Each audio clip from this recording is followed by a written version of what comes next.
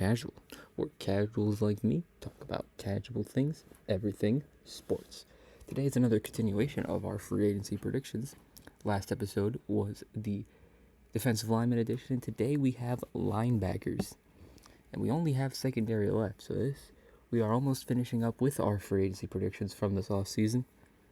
So let's just get right into it. We're going to start off with the lower tier, as we normally do. Number 1 is Jordan Hicks from the Vikings. Veteran guy, not too much. I have him go to the Cowboys. I think that's where he'll sign. I don't think the Vikings bring him back. I think he goes to the Cowboys. Who knows what's going to happen with Van Der Esch. I think he might retire, apparently. So they might need another veteran guy at inside coverage type linebacker. So I think they bring Jordan Hicks in. Nice quality veteran linebacker. Then we actually have 2 Chiefs linebackers, Willie Gay and Drew Tranquill. Now they already have Nick Bolton, who's a stud. Nick Bolton's amazing. So I don't think they attempt to sign both of these guys. I think they only choose one. And I think Willie Gay is the slightly better, maybe not better, but he's definitely more valuable because I believe he's younger. So I think they sign Willie Gay over Drew Tranquill. I think Willie Gay stays with the Chiefs. When it comes to Drew Tranquill, I'm going to have him. I think he goes to the Bills. Goes to the Chiefs' rival in Buffalo. They could use somebody because they lost Tremaine Edmonds last offseason to the Bears. So I think they could really use a guy. And I think Drew Tranquill is really good. Again, I prefer Willie Gay, but I still think Drew Tranquill he's no bum or anything. He's still really good. So I think the Bills get a very good value pickup in Drew Tranquill. I don't think he signs for the contract he's worth, and I think they get a steal at that linebacker position. And then we get Blake Cashman of the Texans. I wasn't too aware of how Blake Cashman did for the Texans this year. You need to let me know. But I think they let him go. Now, they may fill that position later. We'll see. But I think they let Blake Cashman go, and I think he goes to Minnesota to replace Jordan Hicks. Just, again, nothing too crazy. Just a nice quality rotational linebacker for the Vikings in Blake Cashman. Then we get Oren Burks of the Niners. Now, he is 28 years old, so he's past that young age, but he's still obviously not. He still has a good amount of years left in him, so I think he goes to the Ravens. The Ravens have some big questions at linebacker with Patrick Queen. They also have Matt Buike, Geno Stone. They have a lot of key free agents. I already had them bring back Matt Buike, so I don't know what's going to happen with Patrick Queen. So I'm actually going to have Oren Burks go to the Ravens, which does mean I have Patrick Queen leaving Baltimore. Yes, the best linebacker duo in football, Roquan Smith and Patrick Queen. I have splitting up this offseason.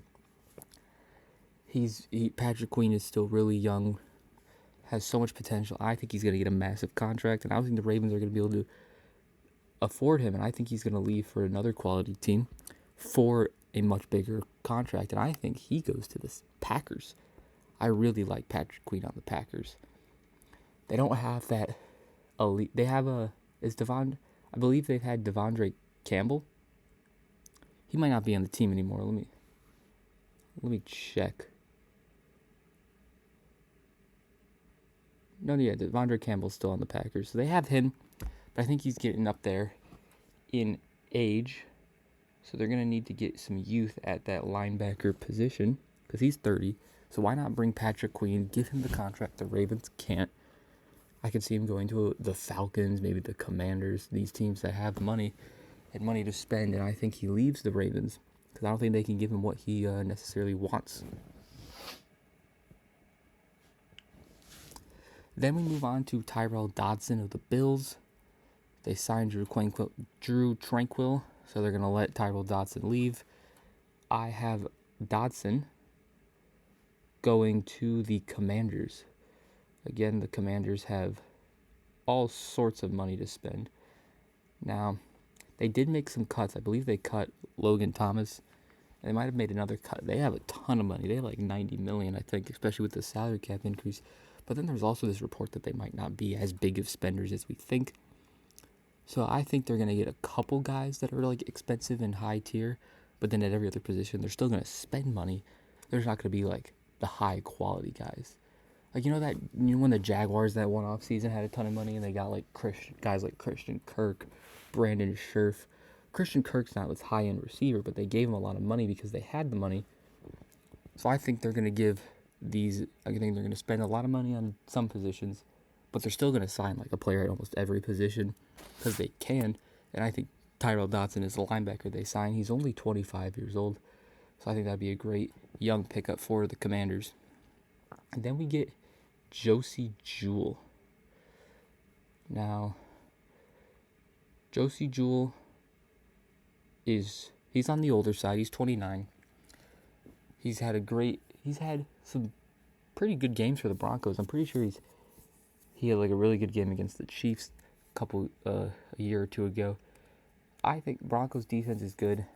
I think they're still trying to compete despite their quarterback decisions they have to make. So I think he just stays with the Broncos. I don't think I don't know if they'll be like the biggest market for Josey Jewell, so I think he just takes a medium contract, and I think he just goes back to Denver.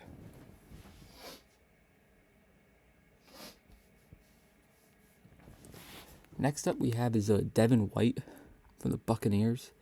Another young linebacker, just like Patrick Queen. I think he leaves. I don't think the Bucs bring him back. They're most likely gonna pay Baker a massive contract. Even though apparently the Patriots are interested in Baker Mayfield. Don't know what's going to happen there, but I think Baker returns. Obviously, they got to make a decision on Mike Evans. They've said they want to pair Rashad Wright with another running back. Who knows if that's free agency. But I think Devin White, just like Patrick Queen, leaves for a bigger contract with a still good team. And I don't know what it is. He just feels like a Pittsburgh Steeler to me. I don't know what it is. Devin White just feels like a Steeler.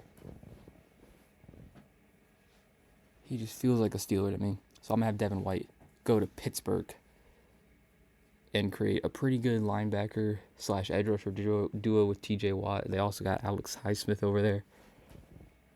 And that could be a pretty scary front seven in Pittsburgh with Cam Hayward as well.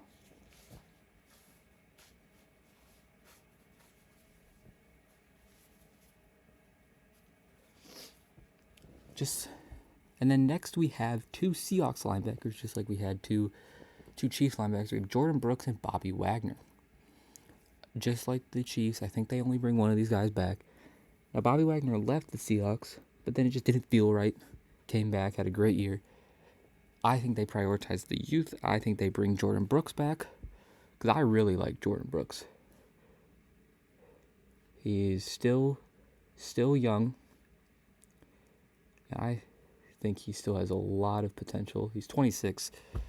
So I think they prioritize bringing back Jordan Brooks. If Bobby Wagner is willing to take a cheaper contract, maybe they can bring him back as well. But I think Bobby Wagner replaces Devin White in Tampa. Tampa loses Devin White, bring in a veteran guy. Now their linebacker position group is getting old because they do have Lavonte David, who is a free agent. We'll talk about him later. But I think Bobby Wagner, the Bucs can't lose all their linebackers, so I think they bring Wagner in to give them to maintain some veteran presence at that linebacker position. Speaking of Lavonte David, I think he also leaves Tampa Bay, and I think he goes to the Eagles. They have Hassan Reddick, they have Brandon Grant, they have this very old front seven player positions, but also really young because they got like Nolan Smith, Jalen Carter, all these younger guys in that front seven. But then they also have really old players at that front seven, like Fletcher Cox.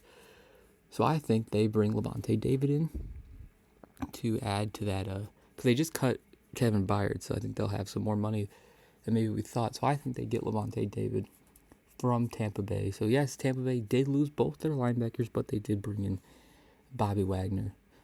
Then next we have is Azeez Al-Shaair from the Titans.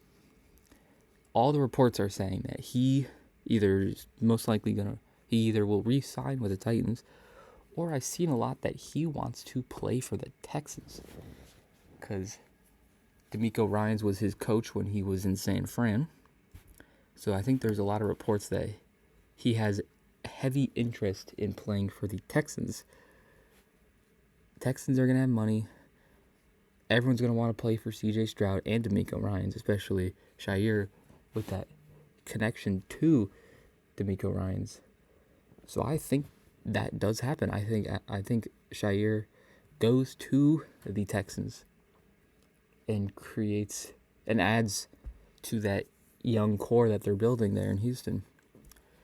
And then lastly is Frankie Louvu of the Panthers. Has had a massive breakout in the last few seasons in Carolina, coming over from the Jets. They want him back. All the interviews and reports are saying that they want to re-sign Frankie Louvu. Frankie Louvu fits what they want. Now, I know they have the whole Brian Burns situation to deal with, but I think they bring back Frankie Louvu. I think he returns to the Panthers, re-signs, and has another amazing season. I hope, because, Panther fan. But we'll see what happens there. But, yeah, I think he stays. And that is going to do it for my linebacker free agency predictions of this offseason. Let me know, as per usual, in the comments what you agree with, what you disagree with. Do you like what I had your favorite team do? Do you like what I didn't have your favorite team do? Let me know. Also, leave a like, subscribe, and turn that notification bell so you don't miss any more amazing content over here at Couch Casual Sports. And I'll see you guys next time. Peace.